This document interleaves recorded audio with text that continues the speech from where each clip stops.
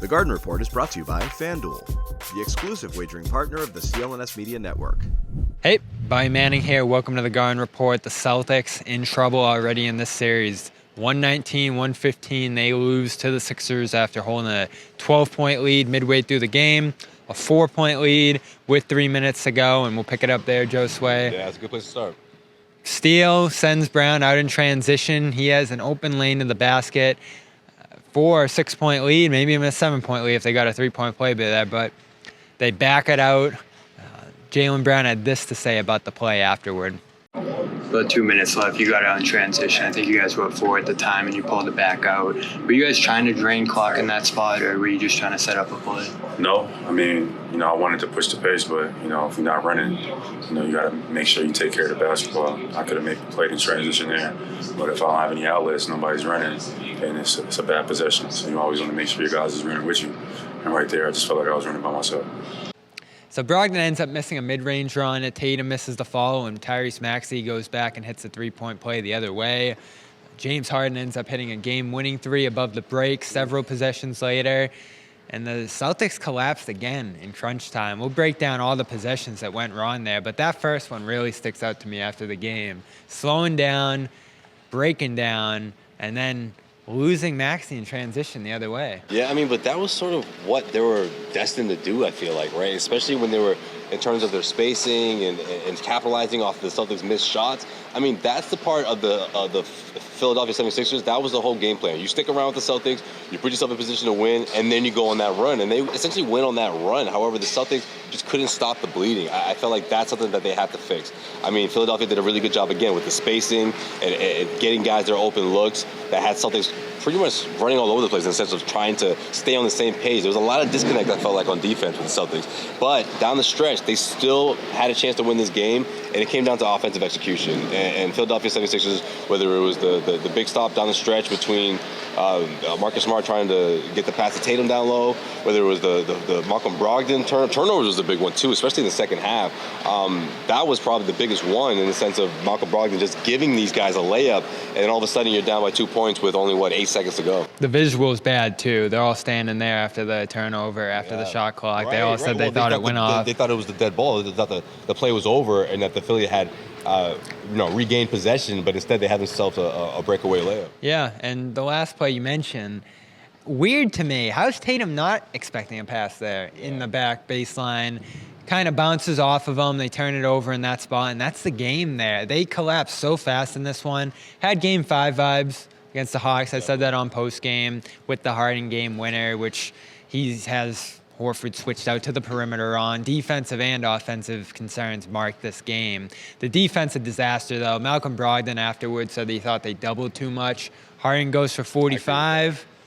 Hard to blame Missoula for throwing some doubles out there, and asked who sent those doubles. He backed off a little bit. He said it's everybody.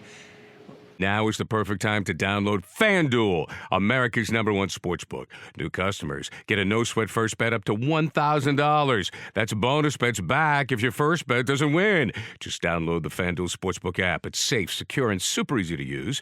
Then you can bet on everything from the money line to point scorers and threes drained. Plus, FanDuel even lets you combine your bets for a chance at a bigger payout with a same-game parlay. So don't miss the chance to get your no-sweat first bet up to $1,000 in bonus bets when you go. FanDuel.com/Boston. That's FanDuel.com/Boston to learn more. Make every moment more with FanDuel, an official sports betting partner of the NBA.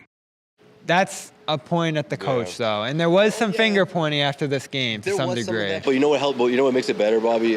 Joe sort of did the same. He tattletelled himself, right? He was like, man, I had them go out there and double twice, and it failed both times. So I think that was sort of his way of admitting that he did do something like that to try to slow him down, and it didn't work, and that it wasn't just all on his players, that he was the one calling that shot. So what stands out to you most from this one? Defense, not good throughout. They let guys step into open shots. I think you're concerned about Horford dropping against these guys. You're concerned about offensive rebounding. I thought Paul Reed made an impact there. And Philadelphia's pick and roll, frankly, took Robert Williams off the court. I thought they went on their best stretch with Rob out there against the second unit. But whenever Harden came back in, and he came in with about 8 minutes to go, they had to take Rob off the court because I think they were concerned they were going to put him into some actions and he wasn't going to be able to handle it. I think these guys did their homework. I really do think that Doc Rivers and his coaching staff did a really good job of just essentially looking at what happened in the first round and the way the Celtics defended Trae Young. The drop coverage, the trying to exploit the Celtics in ways that James Harden could take advantage of, and I feel like that was the game plan going in, that Harden just had the green light to sort of obviously get a good feel of the game, get other guys involved, which did a really good job of doing that while also getting buckets. And I feel like when it came to the Celtics trying to defend him in double team, that's when the open looks came for guys like Tobias Harris and Maxey, and those open three-point shots for Melton that really made a big difference in essentially keeping the Sixers close. I mean, the Celtics shot 60% going into half. Actually, they were still shooting 60% going into the fourth quarter, but they never built that huge lead. I mean, outside of that 12-point advantage that the Philadelphia 76ers were able to wipe out so quickly. That's the big warning sign. End of the second quarter, they're shooting 77%, about to go to halftime, and they're only up a possession or two. That's where you go, uh-oh. The defense isn't there. The rim protection's not there. You're giving up second chance opportunities. And everyone across the board, we mentioned some disconnectedness in terms of what went wrong tonight in the post-game comments. They all said there wasn't enough forcefulness. Philly didn't feel them from a defensive perspective for the Celtics. But in terms of Jayson Tatum, Jaylen Brown, it's my last thing I got on this game. Tatum scores nearly 40 points. Still felt like he wasn't good enough offensively.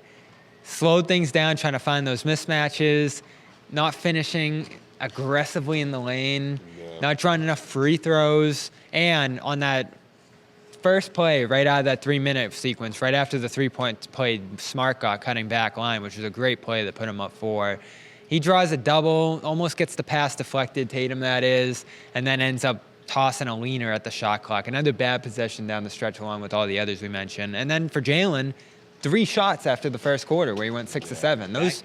That can't happen, especially when you consider what happened last series and how many of us were calling Jaylen Brown the MVP of the Celtics throughout that series. I mean, that has to carry over into this one. Jaylen is obviously an important part to the offense, and you can't just let him take the quarter off, so to speak, right? I mean, I'm not saying that this is Jaylen's fault, but the Celtics have to find a way to keep him involved, to keep these guys, a constant threat between Tatum and Brown. I mean, that's the advantage that you have, essentially, when the opposing team's best player isn't in the mix. So you have to exploit those mismatches and do it in a way that the Philadelphia 76ers have to continue to fight to slow these guys down. I feel like, yes, you want to get the ball moving and you want to get guys their looks as well, but when it comes down to it, when it comes down to the fourth quarter, or at least in the second half, and you notice that someone like Jaylen hasn't got that many shots off, draw a play to get him going. Draw a play for Tatum to get him to the free throw line. I mean, these are the plays that I feel like going into game 2, a lot of attention is going to be on Joe Mazzulla. The microscope is going to be under Joe Mazzulla for sure, or he'll be under the microscope, rather. When you go into that type of game, what kind of adjustments are you going to make? Because the last thing you ever want to be in is down 0-2 heading on the road, which would be the case for the Celtics if they do drop another one here at TD Garden. I agree with that. We'll talk game 2 and the keys going forward for the rest of the series after this bad loss. Nothing good here tonight, though. Hot start. Defense doesn't carry with the offense for the Celtics here, and then the offense falls off a cliff late and costs them game 1. Concerns about letting down with Joel Embiid out. That was another big conversation post-game. We'll talk about that and game 2 in our next video. Practice tomorrow. They need it. Celtics All Access for coverage of that and all the post-game sound we talked about here on CLNS Media for Josue, Pavon, Bobby Manning. Celtics now down 1-0 in the series to Philadelphia. The Garden Report is brought to you by FanDuel. Sign up at FanDuel.com/Boston and make every moment more on America's #1 sportsbook. This edition of the Garden Report is also brought to you by Athletic Greens. Visit athleticgreens.com/garden for a free 1-year supply of immune-supporting vitamin D and 5 free travel packs with your first purchase.